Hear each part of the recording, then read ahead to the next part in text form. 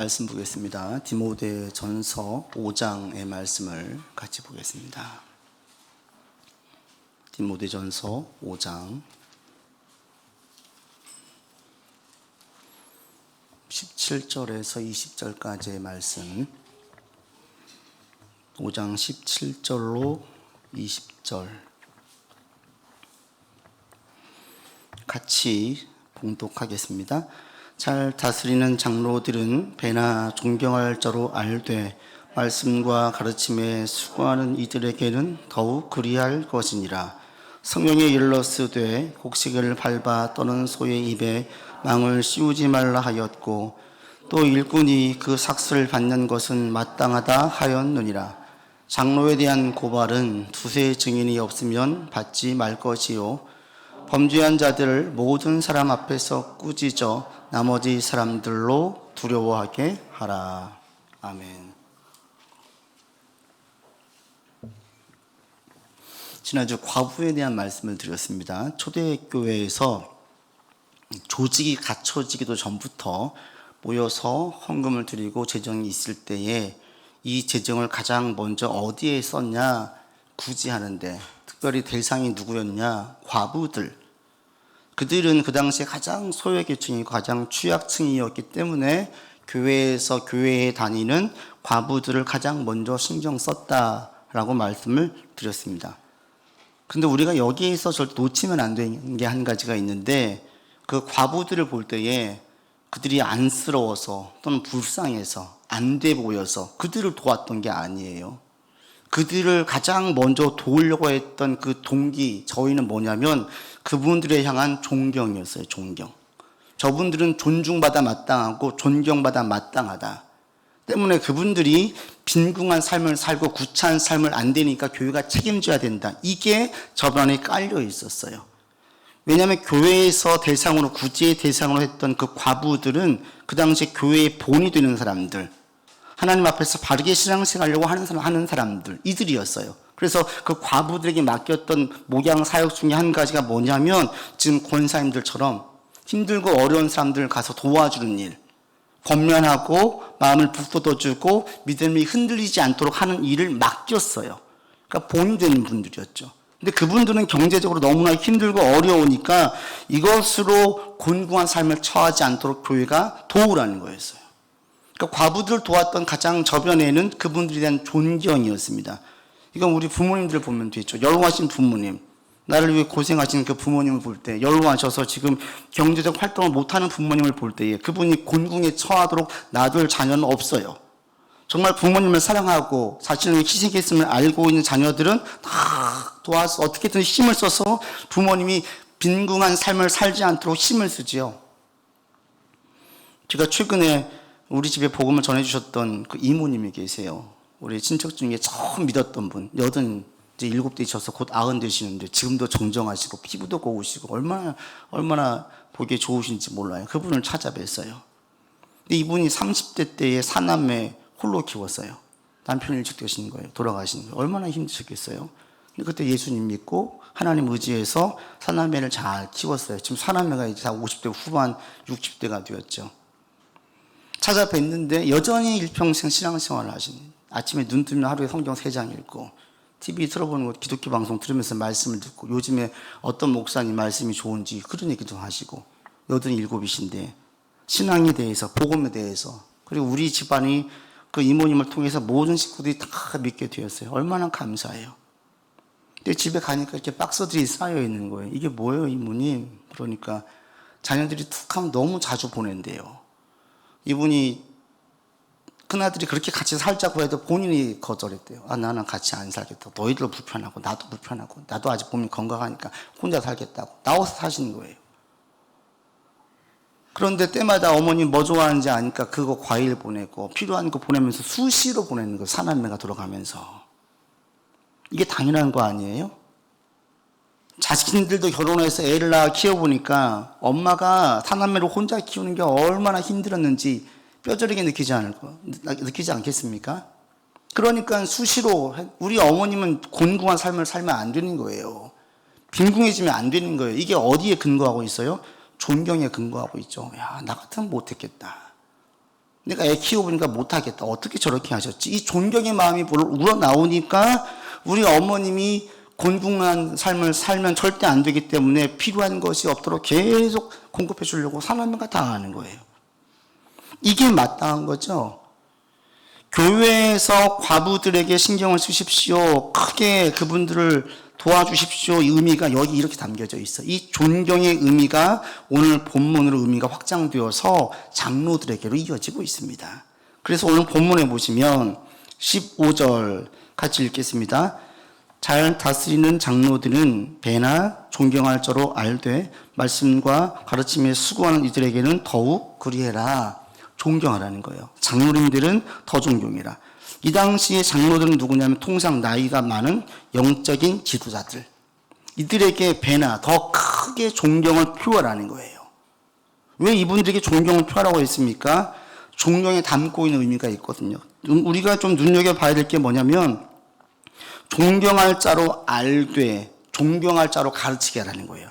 존경할 자로 주변에 그 교회에 나오는 모든 사람들이 인정하고 그런 분위기가 형성되도록 디모데야 네가 힘써라 이거예요.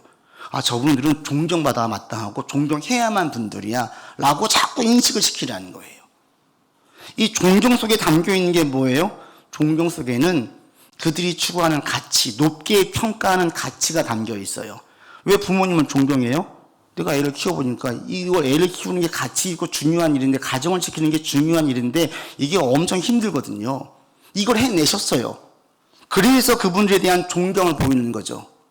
누군가 존경한다 그러면 그 존경 속에는 내가 가치 있게 여기고 귀하게 여기는 일이 함께 담겨져 있어요. 나는 부자가 되게 존경스러워. 젊은데 돈 많이 번 부자가 존경스러워. 그 속에 뭐가 있어요? 돈의 가치가 매우 큰 거예요.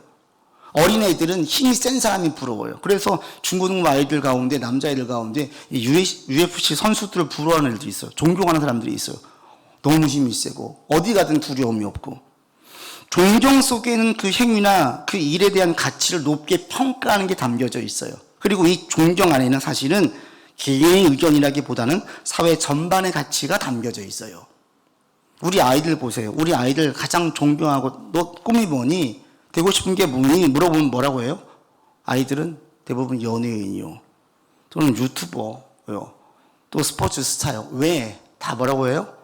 돈을 많이 벌잖아요. 그래요. 아이들이 돈에 대한 관심을 가져요. 이게 좋다 나쁘다를 떠나서 이게 누구의 영향을 받아요? 부모의 영향과 사회의 영향을 받는 거예요. 어른들이 늘 돈 얘기라는 거예요. 집이 몇 평이고 얼마짜리고 어떤 차를 사고 이 차는 또 얼마짜리고, 부모님도 이야기를 하고 주변 어른들도 이야기하고 주변에 들려진 얘기가 온통 이 이야기예요. 그래서 아이들도 돈이 가치 있고 크고 중요한 거구나. 그래서 아이들이 돈 많이 버는 것이 그들의 꿈이 된 거예요. 예전에는요, 꿈이 뭐였어요? 셋 중에 하나는 전부 다 노벨상이었어요. 노벨상. 그러면서 하는 게 뭐였냐면 훌륭한 사람이요. 그랬어요. 왜요? 부모님들이 가르친 거예요. 예전에는 큰 부자 되는 걸 그렇게 존경하지 않았어요. 따라가지 않았어요. 부러워하지도 않았어요. 존경받지도 않았어요. 그러나 학식이 있고 인품이 있는 사람들이 존경받았죠. 그러면서 늘 할 때 커서 훌륭한 사람 되라 이런 얘기를 숱하게 들은 거예요. 이 나라가 지금 힘드니까 나라를 일깨울 수 있고 힘 있는 나라가 되어야 되니까 그런 사람이 되라라고 계속 얘기를 들었어요. 그러니까 아이들은 전부 다 과학자요. 우리나라 이름을 알리는 사람이요. 이게 다 누구예요? 자기 생각이에요? 사회에서 주는 생각이었어요. 이것을 잘 알고 있는 바울이었기 때문에 교회에서 자연스럽게 권사님과 역할하는 그 과부들, 또 장로님들을 존경할 분위기를 만들고 존경하도록 가르치라고 얘기하는 거예요. 교회 왔더니 세상에 잘 나가는 사람들이 대접을 못 받는 거예요. 별로 신경 쓰지 않는 거예요. 전부 다 그냥 우러러보고 존경하는 분들이 있어요. 봤더니 그분들이 누구냐? 말씀에 힘쓰는 사람들. 말씀을 가지고 하나님의 뜻을 관철하고 하나님의 뜻을 이루려고 애를 쓰는 사람들. 이분들이 막 존경을 받는 거예요.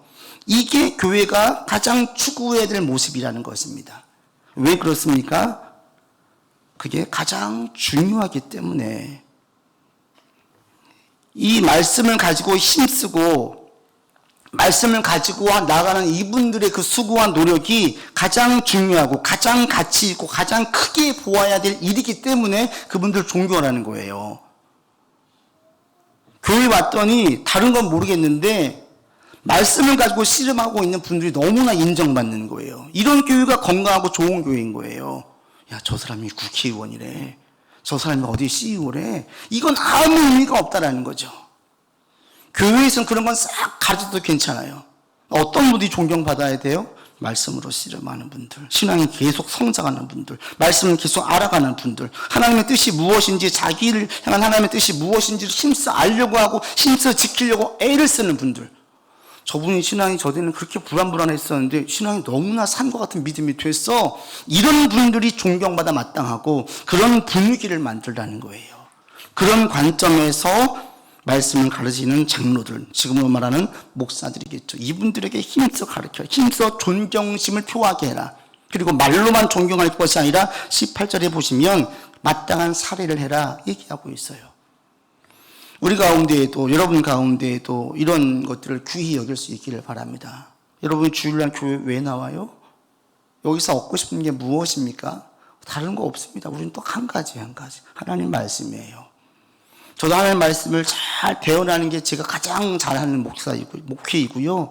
여러분들도 교회를 통해서 하나님의 음성을 듣는 것이 가장 잘 신앙생활하는 거예요. 하나님의 뜻을 내가 알게 됐어요. 내가 이 세상을 어떻게 살아야 될지 분명히 분별하게 됐어요. 이게 하나님께서 원하시는 거예요. 여러분 교회로 올 때 들려주는 이 말씀이 얼마나 귀한지 자꾸 실감하면서 신앙생활을 할 수 있기를 바랍니다. 세상에서 들을 수 없는 지식이에요. 세상에서 들을 수 없는 이야기예요. 우리 영혼을 살리고 생명을 살리고 인생을 살리는 게 바로 이 말씀입니다. 그래서 오늘 우리가 다시 한번 이 말씀을 가지고 알고 싶고 진지하게 고민하고 또 사유하는 분들이 많아지기를 바랍니다. 생각을 하고 궁리해보고 이 말씀이 어떤 의미가 있고 내 삶에 어떻게 적용을 시켜야 되고 이렇게 하면서 신앙적인 진보가 계속 있기를 바랍니다. 이런 관점에서 장로들에게 배나 존경해라. 교회에서 누구를 중요하게 여기고 무엇을 가치 있게 여기게 될지를 바르게 알아라. 이렇게 얘기하고 있습니다. 그리고 이어서 19절에 보시면 장로 소송에 대한 이야기를 해요. 이 이야기는 왜 하냐면 그 당시 교회에 대해서 음해하고 악의적인 비방을 일삼는 이들이 있었어요. 그건 사이비 집단이다. 쟤는 이상하다. 쟤는 인육을 먹는다. 사람의 피를 먹는다. 온갖 비방과 안 좋은 소리들이 난무했었어요. 믿는 자들은 숨었어요. 카타콤 지하 동굴로 숨어가지고 거기서 복음을 믿고 나아갔었어요. 그리고 뭔가 그 당시 사람들과 달라도 너무 달랐어요. 그럴 때에 가장 첫 번째 타겟이 누구냐면 장로들, 사역자들, 이들에 대한 비방과 비난이 끊이지 않았어요. 그래서 19절에 장로에 대한 고발이 있을 때는 반드시 두세 증인이 아니면 받지 마라. 이건 뭐냐면 혼자서 하지 말라 이거죠. 모세 율법에 2인 이상 증인이 있을 때에만 죄를 판결하게 했었어요. 왜? 혼자서 미워서 거짓말을 할 수가 있잖아요. 근데 둘이 이상 하려고 하면 뭔가 이가 짜야 돼요. 입을 맞춰야 돼요. 뭔가 모의가 있어야 되는 거죠. 그러니까 둘 이상 하려고 하면 이것은 뭔가 꾸며야 되기 때문에 쉽지 않았습니다. 그러니까 거짓 증인이 되지 않기 위해서는 둘 이상 있을 때만 와라. 교회 지도자에 대한 소송이 있을 때, 고발이 있을 때는 반드시 둘 이상 있을 때 해라. 왜요? 지도자가 무너지면 교회가 무너져요. 지도자가 흔들리면 교회 자체가 막 흔들려요. 그러니까 여러분들이 오늘날 우리 한국 교회를 볼 때 지금 우리 목사들이 만나면 제일 걱정하는 게 뭐냐면 갈수록 교인들이 힘을 잃고 줄어들고 있어요. 지금 전체적으로 한국 교회 교인 수가 확 줄었어요. 그리고 회복이 안 돼요. 교회를 안 가요. 그냥 놀아요. 그냥 그렇게 살아요. 이게 신앙적으로 너무나 위험하죠. 그래서 이런 것들을 볼 때에 이 교회 회복을 위해서 제일 중요한 게 누가 먼저 깨어 있어야 돼요? 목회자들이에요. 목회자들. 여러분들 교회를 위해 기도할 때 목회자들을 위해서 기도해 하셔야만 되고 또 우리 교회 저와 목사님 위해서도 같이 기도해 주시길 바랍니다. 그래서 우리가 여러분들에게 계속 영의 양식, 생명의 말씀, 신선한 양식들을 계속 공급할 수 있도록 깨어서 기도해 주셔야 되고 한국 교회를 위해서도 계속 같이 기도해 주시기를 바랍니다. 그래서 이 장로의 이 리더의 중요성을 이야기한 다음 20절에서 그런데 만에 하나 진짜로 그들 가운데 죄가 드러나게 되었을 때 어떻게 할지 설명하고 있습니다. 20절 같이 읽겠습니다. 범죄한 자들을 모든 사람 앞에서 꾸짖어 나머지 사람들로 두려워하게 하라. 범죄한 사람이라는 게 여기서 이제 장로를 말해요. 리더들을 말해요. 그들의 죄가 드러났을 때 어떻게 치리할 것이냐. 본문에 보시면 어디에 초점을 두고 있습니까? 범죄한 자에게 초점을 두고 있습니까? 나머지 사람들에게 초점을 두고 있습니까? 어디예요? 나머지 사람들이에요. 범죄한 사람을 어떻게 치리할 것이냐, 어떻게 징계할 것이냐, 저를 어떻게 할 것이냐, 여기에 초점을 두지 않고 방점을 어디에 찍냐면 나머지 사람들. 즉 어떤 사람의 죄가 드러날 때 중요한 건 뭐냐면 그 사람의 죄에 대해서 초점을 두는 것이 아니라 나머지 사람들이 그 죄에 영향을 받지 않게 하는데 초점을 두고 있어요. 세상은 죄를 지었을 때 그를 벌하는 데만 초점을 두잖아요. 그런데 예수님은 그러지 않았습니다. 살리는 데 초점을 뒀어요. 죄가 드러났을 때 그 죄로 인해서 저 사람에게만 나쁘게 보지 않고 나머지 사람들에게 영향을 주지 않는지 살리는 데에 초점을 뒀어요. 그러니까 누군가의 허물이 드러났을 때, 죄가 드러났을 때 비난의 화살을 날리는 사람들이 대부분이지요. 예수님은 그렇게 하지 않았습니다. 다른 사람 비난하지 말고 다른 사람의 죄를 통해서 자신을 돌아보라 이거예요. 오늘 본문도 마찬가지입니다. 없어야 되겠지만 만약 죄가 드러나게 되어지면 그 죄를 통해서 그 사람을 나무라고 책망하고 거의 치리에 관심을 두지 말고 나머지 사람들이 그 죄에 영향을 받지 않도록 하라. 여기에 초점을 두고 있어요. 누군가의 죄와 허물이 보일 때 그게 우리 신앙에 유익이 되게 하라는 거예요. 누군가의 죄가 드러날 때, 허물이 보일 때 일반적으로 사람들은 어떻게 합니까? 어떻게 저 사람이 저럴 수가 있어? 내가 완전히 속았어. 거기에만 초점을 둬요. 그런데 그것은 내 신앙에 아무 유익이 없어요. 신앙의 유익을 얻는 사람들은 누구냐면 저 사람이 왜 저런 죄를 저질렀을까? 저 사람이 어떤 삶을 살아왔는데 저런 죄를 저질렀을까? 그 부분들을 파헤치는 사람이에요. 그걸 이해하는 거예요. 그렇게 그분들을 살피다 보면 저 사람이 어떤 심리로 어떤 생활 가운데 죄를 지었는지 살피다 보면 자연스럽게 죄의 본질을 파악하게 돼요. 죄의 속성을 알게 돼요. 그러면서 나도 저 사람과 별반 다른 바가 없구나. 저 사람이 악인이기 때문에 큰 죄를 저지르는 게 아니라 때로는 별 생각 없이 살다 보니까 심지어 그 삶에서 열심히 살다 보니까 죄를 짓는 경우도 있어요. 그 사람에 대해서 죄에 대해서 저 사람을 탓하는 것이 아니라 그 죄의 본질을 보고 죄를 경계하려고 힘을 쓰면 그것이 내 신앙에 유익이 돼요. 지위를 줍니다. 통찰력을 얻게 합니다. 그래서 이 부분에 대해서 분명하게 얘기하고 있는 것입니다. 왜요? 여러분, 죄는 우리의 주적이에요. 인간이 우리에게 어떤 인간이 주적이 아니에요. 우리의 주적은 사람이 아니라 죄예요, 죄. 김근식 같은 자가 사라지면 더 이상 그런 죄가 없어져요? 살인마가 사라지면 더 이상 그 죄가 없어지면 그런 자가 이제 안 나타납니까? 아니에요. 죄가 근절되지 않는 이상 죄는 얼마든지 사람들이 부를 수 있고 사람들 통해서 나타나요. 그리고 이 죄는 얼마나 간사하고 교묘한지 포장이 끝내줘요. 점점 자신들의 죄를 숨겨요. 죄를 짓는 사람들 보세요. 이게 죄인지 알고 저지릅니까? 대부분의 사람들은 아니에요.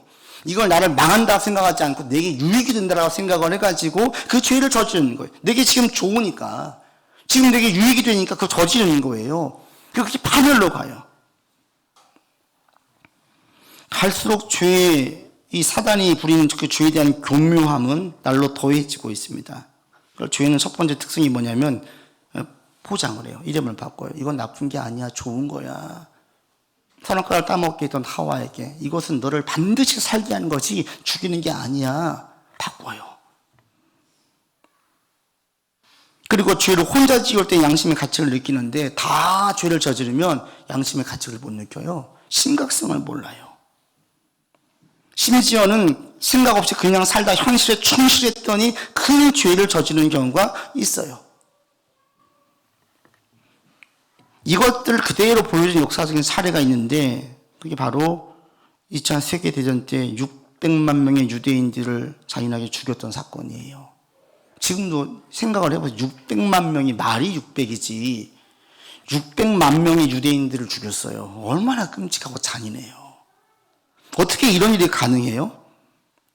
제가 한번 어제 살펴보니까 2022년도 1월 서울시 인구가 950만 5,926명이래요. 거의 서울의 3분의 2가 그 전쟁으로 죽은 거예요. 이게 어떻게 가능해? 이게 얼마나 끔찍하고 잔인한 일입니까? 근데 이걸 어떻게 했느냐? 처음에 할 때 히틀러가 첫 번째 이름을 바꿨어요.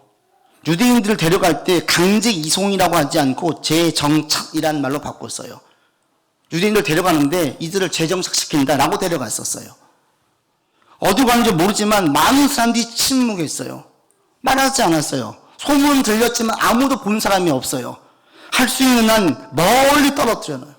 양심의 가책을 느끼지 않게. 그리고 모든 사람들이 거기에 무감각하게 무디어지게. 유대인 학살이라는 이름을 최종 해결책이란 말로 바꿨어요. 유대인 학살 없다. 이건 우리한테 최종적인 해결책이다. 아우슈비츠 같은 강제 수용소 입구에다가는 노동이 자유케 하리라. 그들로 하여금 지금 큰 핍박을 받는 게 아니라 저들은 지금 노동하고 있다. 일하고 있다. 이런 것들을 계속 심어주는 거예요. 그리고 나머지 사람들에게는 관심 갖지 마. 저들이 어떻게든지 신경 쓰지 마. 침묵하게 하고 단절하게 해서 양심의 가책을 느끼지 않게 했었어요. 나중에 보고 나니까 무려 600만여 명의 사람들이 죽었던 겁니다. 나치 친위대 중령으로 있었던 아돌프 아이히만이라는 자가 있습니다. 15년간 아르헨티나 숨어 지내다가 잡혔어요. 유대인 학살에 큰 책임을 졌던 유대 나치 친위대 중령이었습니다. 그가 이스라엘로 데리고 와서 심판을 받게 했어요. 근데 그 당시 아우슈비츠 생존자 중에 에이겔 디무르라는 사람이 있었는데 이 사람이 법정에 나와서 그 아이히만을 본 다음에 보자마자 기절해 버렸어요. 왜 기절한 줄 아십니까? 나중에 미국 CBS 방송에 출연해가지고 그때의 감정을 설명하는데 자기는 너무 두려웠대요. 그를 보는 순간 600만 명의 사람들을 죽이는 그 사람이 얼마나 이 살기가 있었을까. 이런 걸 기대하고 예상했던 거예요. 그를 봤는데 처음 본 순간 깜짝 놀랐어요. 충격받아서 쇼크로 쓰러진 거예요. 왜? 너무나 평범한 거예요. 우리 이웃집 그냥 아저씨같이 생긴 거예요. 자신이 생각할 땐 600만 명을 죽였으니까 막 눈에 살기가 돋고 이 광인 같을 줄 알았더니 웬걸 옆집에 있는 우리 이웃집 아저씨 같은 분이 득 나오더라는 거예요. 그러면서 느끼는 게 뭐냐면 괴리감이나 거리감이 느껴지는 게 아니라 저런 사람이 그렇게 많은 사람을 죽였어? 그러면서 느껴지는 게 나도 저 사람처럼 저럴 수가 있겠네라는 생각이 들면서 그냥 기절해버렸대요. 더 놀라운 게 뭐냐면 이 아이히만은 법정에 섰을 때 자기의 무죄를 주장했어요. 끝까지. 다른 전범들은 자신들이 죄를 저질렀다 인정했는데 이 사람은 자기는 무죄라고 주장했었어요. 왜 무죄냐? 나는 지시에 따랐을 뿐이다. 내가 월급 받으면서 일을 하는데 일을 제대로 하지 않으면 양심의 가책을 느낀다. 나는 시키는 대로 지시에 따랐을 뿐이지 내가 정말 저 사람들 죽이고 싶은 의도는 없었다. 그냥 명령에 따랐을 뿐이다. 이 사람은 그 명령 따르는 것이 얼마나 큰 죄인지를 생각하지 않기로 그냥 생각을 해버렸어요. 그 다음부터는 안 봐요. 생각하지 않아요. 책임이 없대요. 책임이 없습니까? 결국 사형 선고를 받았습니다. 이게 죄에 대한 끔찍한 죄에 대한 모습을 그대로 보여줘요. 누가 죄를 저질러요? 평범한 사람이 죄를 저질러요. 끔찍한 살인마들이 원래 끔찍한 살인마였습니까? 요즘 계속 나오는 여러 사건들이 있잖아요. 그들을 보십시오. 저도 깜짝 놀라는 게 평범해 보여요. 얘기하지 않으면 모를 사람들이에요. 죄는 누가 저지르자면 평범한 사람이 저질러요. 매우 극소수만 그냥 미쳐있는 광적인 사람일 뿐이지 대다수의 큰 죄를 저지른 사람들은 정상적인 이성과 사고를 하는 사람들이에요. 심지어 열심히 사는 사람들 가운데에도 죄에 속아서 눈이 멀어서 양심이 무디어져서 무감각해져 가지고 죄를 짓는 경우도 있어요. 근데 죄는 우리에게 어떤 거냐면 여러분도 계속 그걸 인식하세요. 죄는 우리 몸의 암세포와 같아요. 건강검진을 했더니 내게 암이 있대요. 어떻게 해요? 가만히 그걸 그냥 두고 보는 분들은 아무도 없어요. 어떻게든지 치료하죠. 왜요? 가만두면 큰일 나니까. 계속 퍼지니까. 언젠간 더 커져서 더 큰 어려움을 당하게 되니까. 죄가 우리 안에 있다는 것은 이것은 암세포와 같아서 내 인생을 파멸해요. 나와 관련된 사람들도 함께 전염되어서 같이 파멸의 길로 가게 만들어요. 그냥 한 가지 후회스러운 일이 아니라 인생 자체를 무너뜨려버려요. 그러니까 우리는 죄를 끝까지 경계해야 되고 깨어 있어야 되는데 죄가 너무 교묘해요. 어떻게 깨어 있을 수 있어요?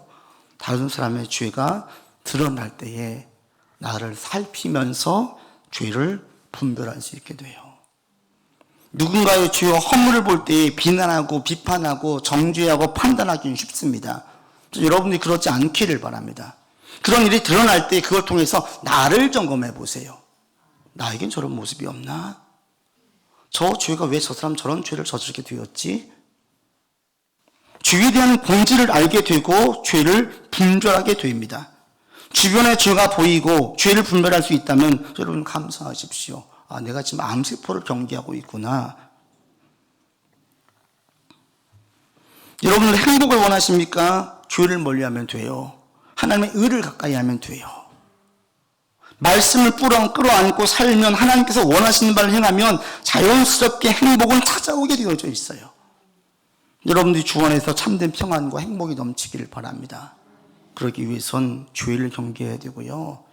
죄라는 것은 우리 주변에 매우 가까이 있고요. 때로는 변장술의 규제라 우리가 몰라요. 우리 주변에 허물이 있고 연약하고 죄가 있는 사람들이 보이거든. 그걸로 나의 신앙을 점검하고 깨어있는 시기로 기회로 삼을 수 있기를 바랍니다. 말씀을 맺습니다. 여러분 더욱더 말씀을 소중히 여기는 여러분들 되기를 바랍니다. 시간이 흘러갈수록 성경 말씀, 하나님의 속성, 하나님의 성품, 성령의 역사 이런 것들을 하나씩 더 많이 경험할 수 있기를 바랍니다. 이게 우리를 살려요. 이게 우리 가운데 행복을 줘요. 그리고 죄를 경계하고 분별하는 한 주의 삶이 되기를 주 이름으로 권면을 드립니다. 아버지 하나님, 우리 주변에 허물 있는 자를 볼 때에 정죄와 판단하지 않기를 원합니다. 그들을 보면서 우리를 돌아보고 나를 살필 수 있도록 하여 주시어서 죄가 우리 삶에 관여하지 아니하고 아버지의 말씀을 따르고 아버지의 말씀을 추구하고 쫓는 우리가 되게 하여 주시옵소서. 아버지 하나님, 무엇보다도 말씀을 가장 귀히 여기는 우리가 되기를 원합니다.